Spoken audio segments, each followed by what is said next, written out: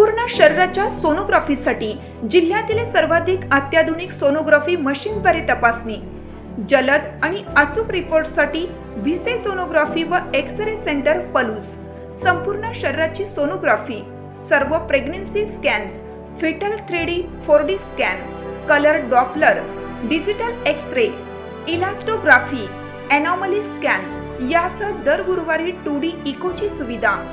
Bhise sonography व X-ray centre Palus, जुने Marathe Bhise hospital जवळ, कन्याशाळा रोड, पलूस।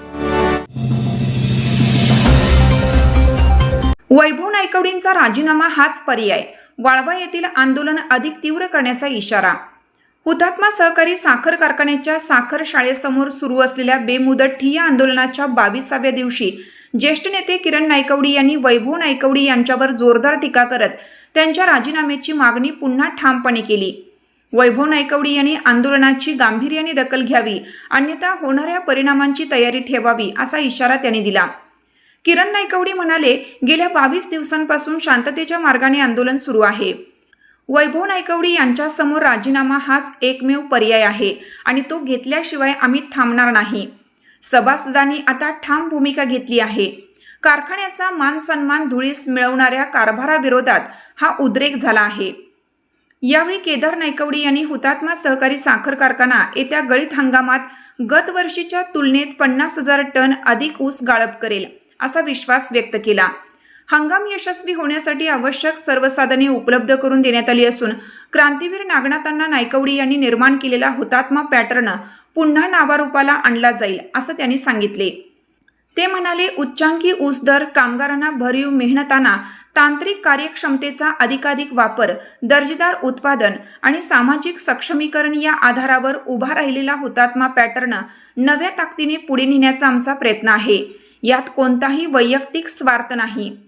गौरव नायकवडी म्हणाले, गेल्या 20 वर्षात सदोष व्यवस्थापनामुळे कारखाना, सभासद, शेतकरी आणि कामगारांचे मोठे नुकसान झाले।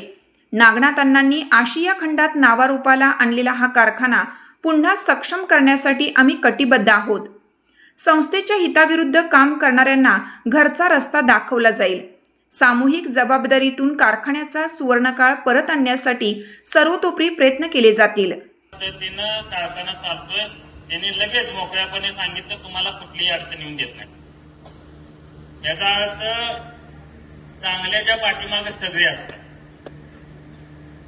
आणि ही जे आता चाललंय, सगळ्यांना फोन करायचे, आमच्याकडे कोण कोण लोक पाठवायचे, हे सगळ्या भानगडी केलेलं निस्तरायला लागायला लागतात। एक हाती हुतात्मा संकुल 20 वर्ष नुकसान करायचं काम त्यांनी केलं। ज्या वेळेला सगळ्यांनी मोठ्या भावासहित सगळ्या कार्यकर्त्यांनी एकमुखी हातात दिलं होतं,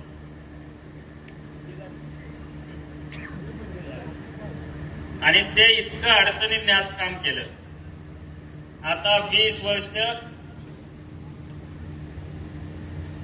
सगळे सभासद, संचालक आणि आम्ही कोणी पदावर न जाता सगळ्या संस्थेतले प्रमुख सर्वसामान्य माणसं चेअरमन म्हणून होतील आणि सगळ्या संस्था त्या पद्धतीने आपण चालू। तडजोड नाही, माघार नाही, कुठलीही गोष्ट नाही। बाद झाला, आता तुम्ही थांबा, हे करा। अरे पाप आम्ही केले का? तिने आम्हाला सांगतात असं करा, तसं करा। भ्रष्टाचार ह्यांचा, भानगडी ह्यांच्या, कारखाना भंगारपाक करून टाकला हिनी आणि आम्हाला सल्ला द्यायचा, असं करा। आणि सगळ्यात मोठा गैरसमज काय आहे, मी सोडलास तर सगळी खुई, तो पहिल्याच सगळ्यात मोठा गैरसमज आहे।